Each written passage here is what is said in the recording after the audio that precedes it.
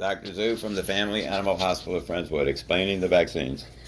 So I was just going over core vaccines versus the vaccines that are used to help control contagious diseases that may not be life-threatening. So core vaccines are your vaccines that cover diseases that basically kill animals, that their odds of survival are low. So number 1, parvovirus. Number 2, distemper virus. Number 3, rabies. Those are the most well-known.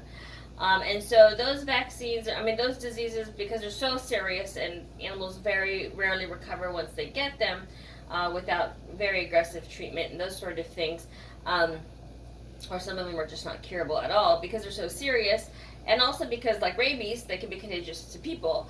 Those are considered core vaccines. You have your other vaccines, like the flu and the kennel cough. Those animals that typically get flu and kennel cough typically can survive those diseases. The very, very young and the very old sometimes don't. For example, last month I had 2 puppies with kennel cough. Both had pneumonia and both required aggressive treatment for over a month of antibiotics and hospitalization here and there because of their severity of their kennel cough.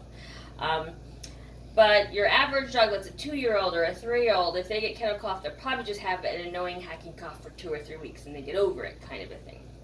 So we do talk about giving, for sure, the core vaccine, distemper, parvo, for these young dogs that we're going to do today with our 8-week-old puppies, and then depending on their possibility of exposure, we talk about adding on other things like bordetella or influenza. So we add it on later. So when they take it to their vet, the ones that aren't coming to you, typically, yeah. It's time to come on with the bordetella. Yeah, exactly. Typically, if they come to see us, we're going to say, hey, you want to do puppy classes someday. You want to go to PetSmart someday. You want to do these fun doggy daycares and dog parks and training, or even just walking and socializing with other friends or family's dogs. You're going to be exposed, so probably recommend kennel cough and influenza at those times. And those are the only places we've been having any health issues with our offspring. Typical.